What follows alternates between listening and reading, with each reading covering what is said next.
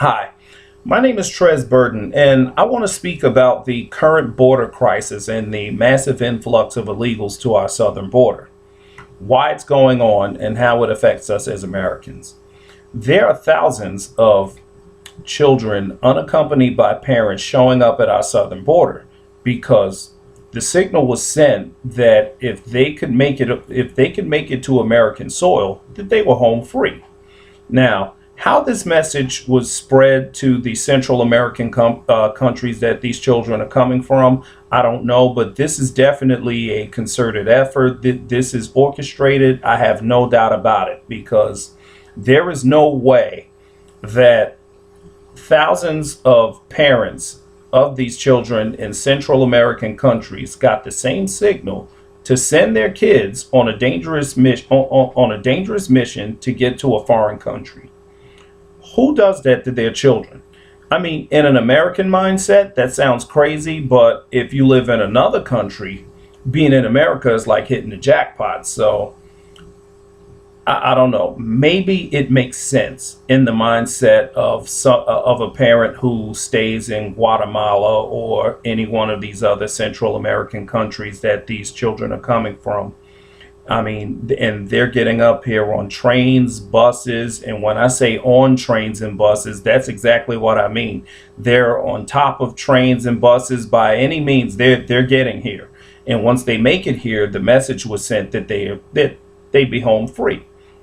Now, there's so many of them that the government is already talking about where we have to ship them to, and right now they're being kept in kept in customs facilities, detention centers, federal training centers, what have you, anywhere we can put them.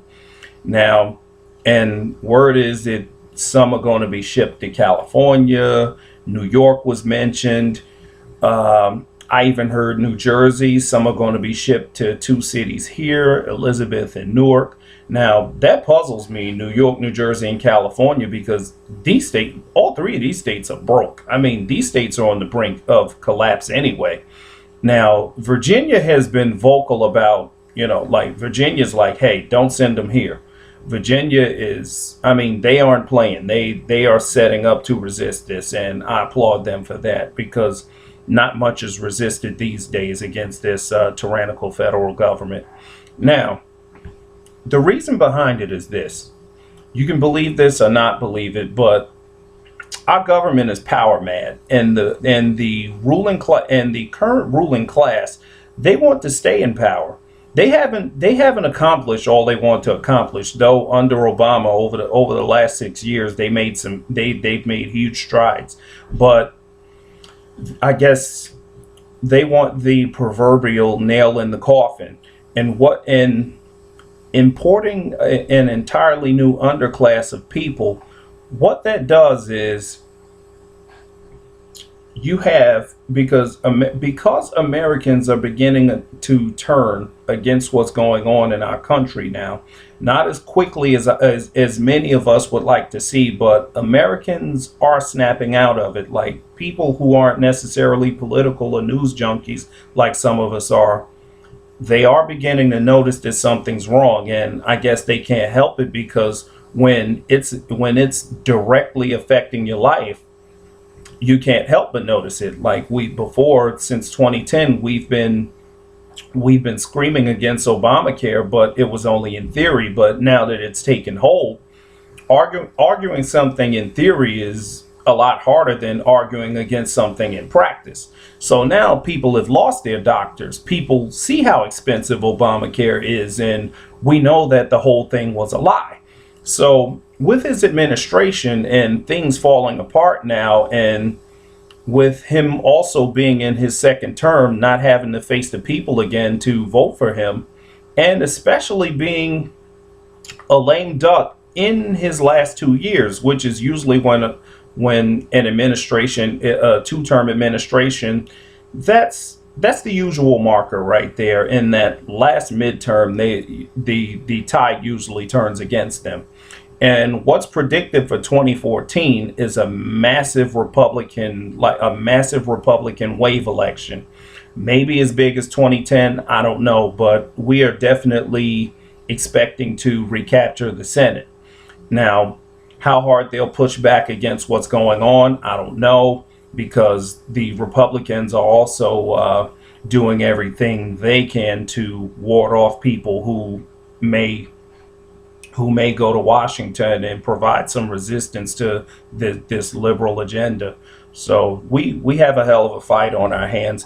But also, what's being done is these people are going to be used to tip traditionally red states into the blue column, affecting the electoral college, making it where the likelihood of there ever being another Republican president is almost none. They've been trying to tip Texas for at least the last 2 decades, and a lot of these illegals are being sent to Arizona, states that are purple, that, if you could get 50,000 more voters there or 30,000 more voters there, you can overwhelm the conservative Republican vote, and there you have it. You have a permanent Democrat presidency if this takes hold and if it's allowed to take hold. And you may say, well, these are children, because by and large, these are children flooding our borders right now. Well, if you take in thousands of children, put them into the system, take care of them, put them in school, Common Core school, indoctrination, 30s Germany type school, because that is what Common Core is. Common Core is conformity. And if you feed them, you clothe them, you house them, you're building a loyal underclass. You have a generation of government loyalists now. Liberal agenda loyalists. That's what they're banking on, which makes total sense, because blacks were bought and paid for back in 1964.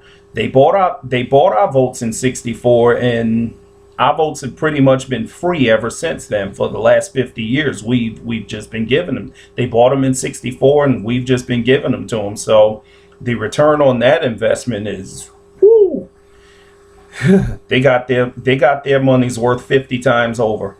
And it's time for a new underclass, something to overwhelm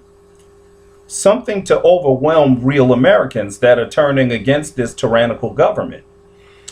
And these people, they come from countries where, the socialist paradigm, the heavy-handed government, and dependency, and everything you get is through government.